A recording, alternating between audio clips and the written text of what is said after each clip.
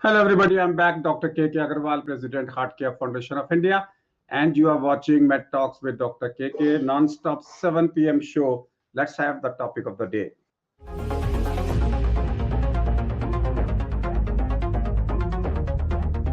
We are revisiting virus mutation every month. We have this subject so that we are updated about the latest virus mutations. And let me now introduce you to my special guest, Dr. Ellen Chi-Hian Manikam. He is the director of Tramani campus, professor and head department of microbiology at University of Madras in Chennai. He was many first to his name. First one in the world to show the anti-HSV efficacy of DNA vaccines. First in the world to develop an animal model for hepatocellular carcinoma under inducible gene expression system at NIH. First in the world to develop a transgenic animal model for Hep C, and first in the world to show the toxicities of adenovirus vectors in gene therapy. He is recipient of Dolph Adams Award for the most cited research paper and a recipient of honorary degree of medicine in alternative medicine. He has published over 74 newspapers. He is a fellow of Antiviral Research Society, Association of Biomedical Scientists, and International Association of Medical and Pharmaceutical Virologists. He is also the chairman of Microbiology Board, University of Madras, and serves as an expert member for the project in University Grant Commission. So, all welcome, Professor Manikamji. We'd like you to give a short presentation and then we will have an interaction on the latest mutations in the country. Good afternoon, everybody. It is a very great pleasure for me to be part of this presentation through the Med Talks by Dr. Agarwal. I thank you, sir, for inviting me. You know, the topic is going to be viral mutation. I just covered because the SARS coronavirus is the topic of the day everywhere. I looked at a few mutations and variants that we encounter through SARS coronavirus epidemic and pandemic. So, just a few introductory remarks, like to introduce the topic to you. It's an enveloped virus, and it's a single stranded positive sense RNA virus. It has got the genome, which is the very largest, and it ranges from 26 to 32 kilobases. And the important tricky protein within this virus is the spike protein, and that is the one causing this pandemic very badly. And it consists of two regions, spike 1, S1 and S2. And the S1 is responsible for the absorption of the virus, whereas the S2 helps in the the fusion part of the virus to the cells. And spike protein binds with the receptor, which is very well known, the angiotensin converting enzyme, AS2, and that leads to the endocytosis and translocation of the virus into the cell. And next, please. And this is a genomic organization of this virus. So it has got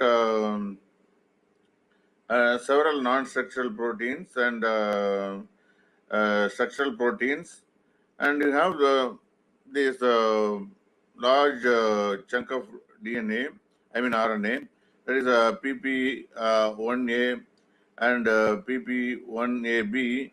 The 2/3 of the genome encodes for two large polyproteins, that is the PP1A and PP1B. And this portion is cleaved into 16 non-structural proteins. And the last 1/3 of the virus, the genome, encodes for structural and accessory proteins. Next, please. And this is to show you the same genomic organization. It has got the ORF region, the ORF 1A and ORF 1B. You know, the ORF 1A encodes for the non-structural proteins 1 to 10, and the ORF 1B encodes for the non-structural proteins 12 to 16. And after that, you have all the structural proteins. Next slide, please. And as I told you, the spike protein helps the virus, getting fused to the target cell, and the spike protein helps the virus attaching to the ACE2 receptor and fusion of the virus, and it takes care of the entry. And the mutation in the spike protein causes the emergence of newer variant coronaviruses, including SARS coronavirus 2, which is a pandemic nowadays. So the SARS coronavirus keeps on mutating and forming several quasi-species or variant viruses. That's what I'm going to touch a little bit. And this is how the fusion takes place. Next slide, please. And this is the life cycle of this virus. So the virus attaches to the ACE receptor, and then it transcribes, and it for each transcript for a protein. So you have spike protein and several other proteins, and then it gets translated with the help of ribosomes, and then the assembly takes place, and the virus buds out. So there is a simple simpler of life cycle of this virus. Next slide, please. And coming to the variants, so this is what causing all these problems these days. There are quite a few variants that we had so far, and but the emergence of this variants is due to hypermutation of this virus, and the hypermutation happens in this virus because they have a poor proofreading system, especially the RNA-dependent RNA polymerase, and because of that, it is prone for causing a lot of mutation, and this mutation causes several variants. The one variant is a cluster 5. In the cluster 5 is referred as delta FE1 spike. It had several mutations, and it is like 69 to 70 delta HV mutation. So there are like then Y45 453F, and I692 to V. So the mutation. So M changes into I. So so there are quite a few variation happens, but this variation it keeps on changes. The other next slide, please. Next slide. So we have several other lineages like B1.117, and it was first detected in October 2020. It is also like called as like VUI 2020-12/1. They also have, they cause lot of problems, and the real problem with these mutants are all, there is a change in there is a mutation in the E484 2K mutation. And this strain, showed increased transferability, and increased lethality. And almost on the similar lines, you had B11207, B11317, different geographical origin emergence. Next slide, please. And several others like lineage B1 429, which is a USA strain, and lineage B1525, which is a UK strain. They all had different mutations. Like in the UK strain, there was a mutation in the E484 E into a K mutation. And we have the lineage P, the Japanese strain, and it has got a mutation of N Y01 nucleotide to Y, and E to 484K. So these mutations are seen in the Japanese strain. Next slide. Next. And this led to quite a few missense mutations, like the very popular one, the D614 to G mutation. In this mutation, the glycine is replaced by aspartic acid at position of 614, and it is a very popular mutation and cause of a lot of problems. And next, please. And we have the V484K mutation. There are N501Y mutation. Next, please. And there are quite a few other mutations like S477 to G, or S477 to N mutation, or you can have a P681 to H mutation. Next, please. So, what I covered so far is like there are several of these mutations. Is this mutation going to be the last mutation? No, it cannot be, because it is a constant, um, um, like mutation, the constant process and spontaneous process. So it keep on mutating, and as of now, the variants whatever we have and the mutation what we have is kind of manageable, different from what we had about a year ago. But however, we cannot exclude, rule out second wave, because second wave we have to be cautious. And wearing we are we are overcoming this infection because of we wearing the mask, social distancing, and hand washing, and we may have to continue doing it until the whole virus is wiped away. With that, I stop here. I'll take some questions, sir. So my first thing is that we have a virus. This virus has a spike protein and a non-spike protein. And in the non-spike protein, in the first ORF1A and ORF1B, which has 16 non-structural proteins.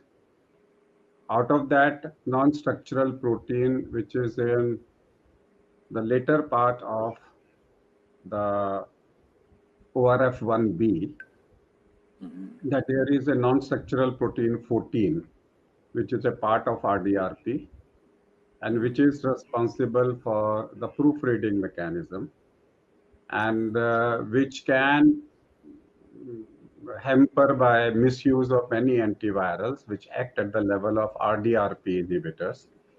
So my question is that, do you think that any mutation in the NSP14 will make the virus like a flu, and the virus will lose its proofreading mechanism altogether?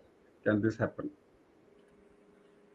That's what I would imagine, sir. The mechanism is many times very simple. Like uh, whenever the RP, it is a very poor proofreader. So obviously, like there is a mutation there. Definitely, it will. I would assume that it can keep on making flu-like situations. So what I'm trying to say is, let us imagine from the devil's mind that what does the virus wants? The virus would like to mutate and not being identified by the proofreading mechanism. Therefore, it will ask for a mutation in NSP14, that's one. Virus will like more and more of deletion mutations so that autocorrection cannot take place. If there is a mutation, he would like autocorrection should not take place. And because of 6970 deletion, HV deletion, delta HV in Minks, it became an established virus in UK strain, 6970 along with 144. Maybe 242, 244 deletion in South Africa is also significant. And all the deletions are taking place in the N-terminal domain. So therefore, virus would like to enter into a N-terminal domain mutations as much as possible so that it ends up into a deletion so that it cannot be recorrected. Then if the virus wants to mutate, he would like to ease out entry into the ACE receptor. For that, it will like to have mutations in RBM more than the RBD portion. Therefore, this 484, 447, all these mutations will come. So it will like to mutate as much as possible and take control of RBD and RBM. It will also like to take control of the fusion part, S1, S2 fusion cleavage, which is 679. Therefore, 680, that's eight. This is what is that number? I'm just taking a second. And just take a second. And that is, yes, 679. But 681 mutation is already there. So it will like to mutate nearer to 679. If that's so, the more and more we make vaccines and antibodies, there will be a war between the vaccine and the virus. The virus will like to move towards more and more mutations towards advantage virus versus advantage a vaccine. It's like a tennis game occurring between the that who wins, intelligence of virus and the intelligence of human being. And if the mutations are going to occur, why are we so much worried about the mutations? Mutations will keep on occurring. Mutations will keep on occurring. Mutations are still occurring in flu virus. Every year we take a flu vaccine and it reduces your mortality, and that's it. That our vaccines, say every time there is a new variant, you will have to take a new vaccine, and that's it. Why are Yes, so sir. much fuss on mutations? Every day, preprint studies, people non-pre-reviewed, every state is coming out with a virus. Is it a vaccine war?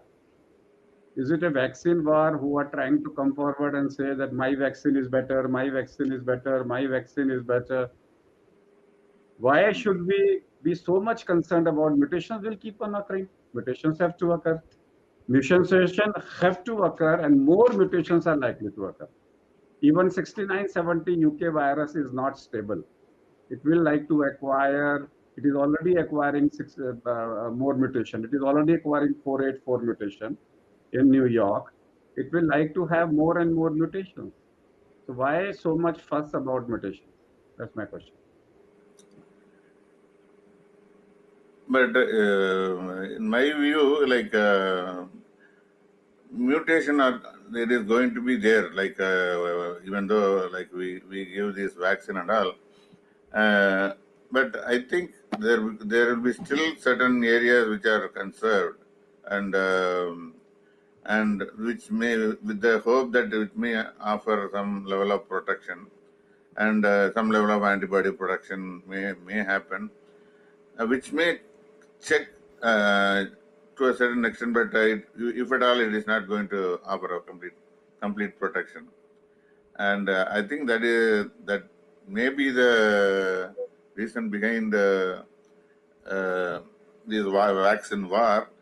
But I agree with you, like whether it will be going to be like a flu shot that we take every year, or that we have to wait and see. I think. And do you think that, like a flu vaccine is an inactivated, killed vaccine, and once you know that the virus is going to mutate again and again, again and again, though I did not take Covaxin, do you feel that inactivated, killed vaccine, which is a whole vaccine, the whole virus, may be better because it's a virus is going to mutate again and again. In that particular situation, you are producing antibodies against each part of the virus, and that gives you a better immunity than only a spike protein. I would, yes, certainly, like having a whole viral vaccine is the best way. Uh, and because it will definitely going to produce antibodies against all components of the virus, and including the spike, whatever that was there in the original construct. And Um do you think that China today has said they will be doing rectal swab of every visitor coming to China to early detect the virus? Do you think that oral virus would have been quicker, better and give a better immunity? Why do you think that, from a microbiology point of view, how yeah, does an injectable virus and a oral virus differ? Oral um, vaccine, sorry, not oral virus, oral vaccine. oral vaccine. Why I shouldn't from microbiology point of view, why shouldn't a oral vaccine be better in corona when we know that it is present in the stool? That means it might be producing IgA antibodies. Why can't I produce a oral vaccine and produce IgA antibodies from the oral cavity, which also inhibits the nasal IgA? I mean, people are talking about nasal vaccine. Why shouldn't oral vaccine work? Is there a basis for that? Yeah, I think there are some previous work I came across, like vaccination through the anal route. It induces for sure it induces a very good mucosal immunity at the gut as well as other mucosal area. But how far it is superior than take it orally, that I am not sure. But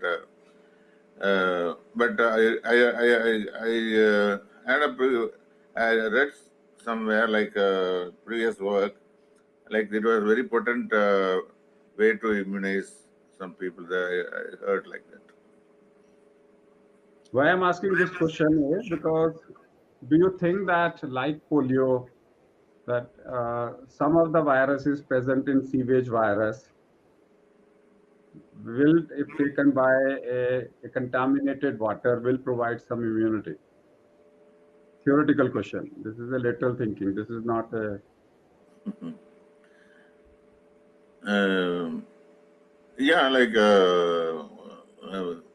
if we get it from water source, getting immunized, obviously it can happen, but the number of organisms that is going to be number of uh, I mean organisms in water source may be minimal. May not be enough to induce.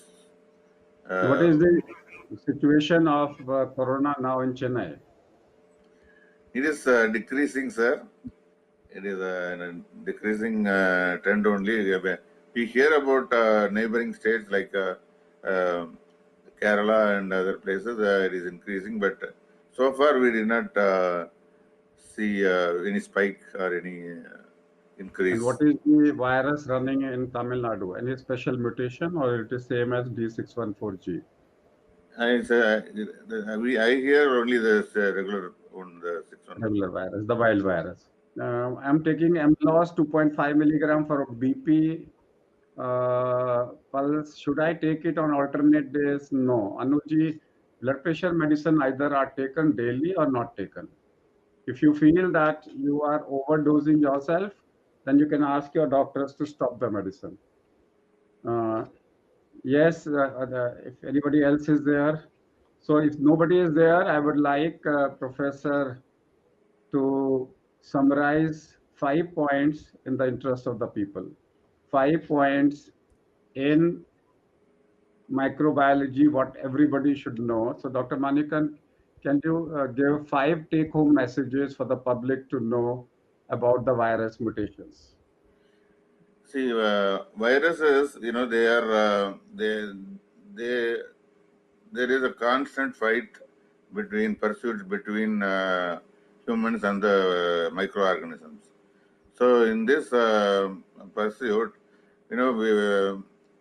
normally our immune system kind of keep a pressure on these microorganisms, and the microorganisms, they find a way to escape this pressure.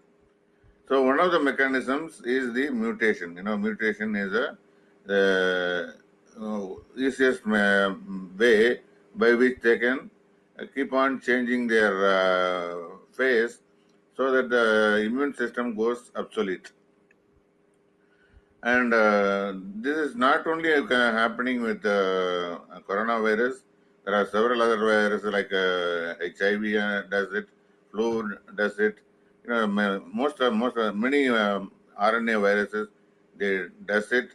But the mutation that happened with coronavirus is a kind of eye opener for all of us. Like there are so many other viruses which are still silent, and this is like a spontaneous mutation.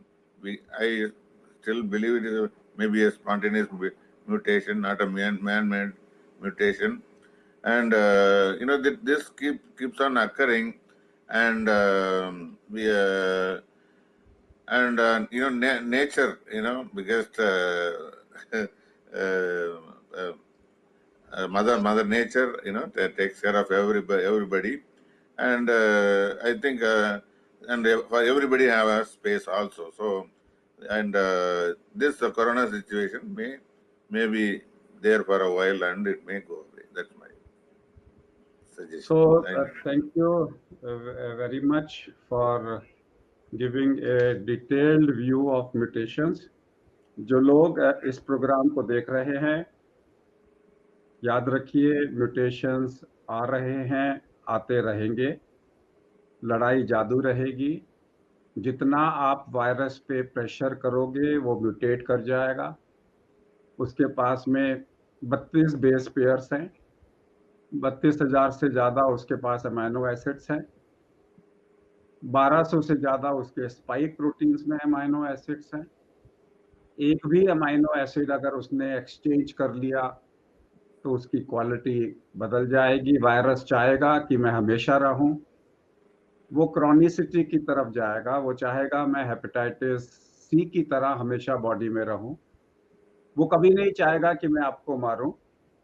वो हमेशा ये चाहेगा कि मेरे को antibodies ना मारे, मेरे को मोनोक्लोनल एंटीबॉडीज ना मारे, मेरे को पॉलीक्लोनल एंटीबॉडीज ना मारे, मेरे को दवाइयां ना मारें, मेरे को वैक्सीन ना मारे। तो वो इस तरीके से चाहेगा मेरी बॉडी में, जैसे कि मैं बॉडी का माइक्रोबायोम बन जाऊं, कि बॉडी में रहूं और थोड़ा थोड़ा थोड़ा थोड़ा अंदर अंदर से बॉडी को खाता रहूं। It will ultimately like to become a low grade chronic inflammatory virus in the body. लेकिन हम नहीं चाहते, क्योंकि हमें लॉन्गेविटी चाहिए और हम बुढ़ापे में जवानी की मौत चाहते हैं, ना कि जवानी में बुढ़ापे की मौत।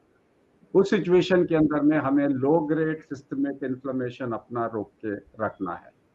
That's all for today. Let me thank Dr. Allen to be here with us. We will be back tomorrow 7 p.m. with another show. Keep watching Med Talk with Dr. K.K. Agarwal. Thank you, Alan ji.